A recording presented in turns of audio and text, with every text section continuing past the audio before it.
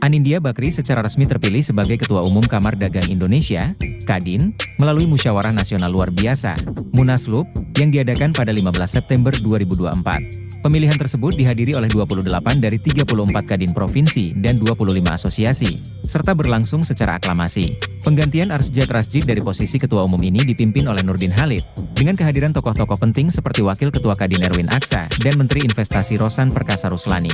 Bambang Susatyo, Kepala Badan Hubungan Penegakan Hukum, Pertahanan, dan Keamanan Kadin, mengklaim penggantian ini terjadi atas kebutuhan daerah, meskipun tidak ada pelanggaran yang dilakukan oleh Arsjad. Meskipun Anindya Bakri telah dipilih secara aklamasi, keputusan ini memicu kontroversi, dengan Arsjad dijadwalkan menyampaikan pernyataan terkait Munaslup tersebut. Anindya menegaskan bahwa Kadin adalah mitra strategis pemerintah dan berkomitmen untuk terus menjalin hubungan yang kuat dengan pemerintahan Presiden Joko Widodo serta Presiden terpilih, Prabowo Subianto, yang akan dilantik pada 20 Oktober mendatang. Dengan rencana penambahan jumlah kementerian di Kabinet Pemerintahan Prabowo Subianto menjadi 44, Indonesia akan menjadi salah satu negara dengan jumlah kementerian terbesar di dunia.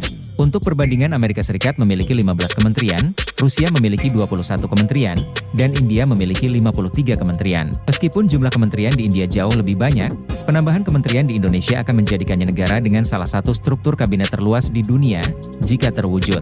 Penambahan ini mungkin bertujuan untuk lebih mengakomodasi berbagai sektor dan memperbaiki manajemen pemerintahan, tetapi juga menimbulkan pertanyaan tentang efisiensi dan efektivitas pengelolaan kementerian yang banyak. Menurut kalian, apakah jumlah menteri di Kabinet Prabowo sudah cukup atau terlalu banyak? Kasus dugaan korupsi pengadaan perangkat keras IT di PT Telkom, yang melibatkan PT Sigma Cipta Caraka, tengah berlangsung dengan penyidik KPK memeriksa sejumlah saksi.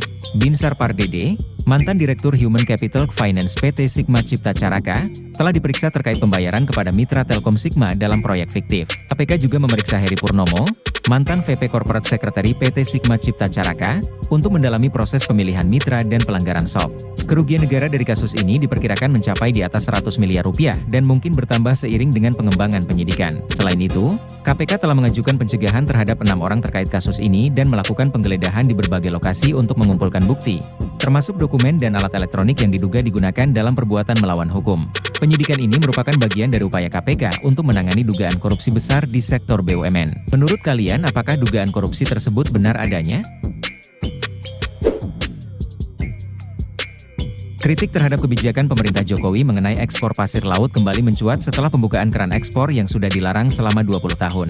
Farid Ridwanuddin dari Walhi menilai kebijakan ini berpotensi mengancam kedaulatan Indonesia dan menyebabkan kerusakan lingkungan yang lebih besar dibandingkan manfaat ekonomi dari ekspor.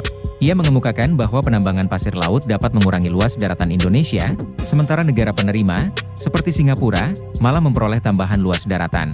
Menurut Farid, dampak lingkungan dari ekspor pasir laut jauh lebih merugikan dibandingkan dengan pendapatan dari ekspor tersebut. Sebaliknya, Wahyu Muryadi, juru bicara Menteri Kelautan dan Perikanan Wahyu Sakti Trenggono, membantah bahwa kebijakan ekspor pasir laut didorong oleh tekanan dari pengusaha. Ia menjelaskan bahwa kebijakan ini bertujuan untuk memanfaatkan sedimentasi laut secara efektif, dengan pertimbangan dari ahli oseanografi dan lingkungan, serta mengikuti regulasi yang ketat. Pemerintah menyatakan bahwa kebijakan ekspor ini diambil untuk memenuhi kebutuhan dalam negeri untuk reklamasi dan pembangunan, dan telah melalui proses kajian mendalam berdasarkan Peraturan Pemerintah Nomor 26 Tahun 2023 dan revisi Permendak. Menurut kalian, apakah keputusan Jokowi ini tepat?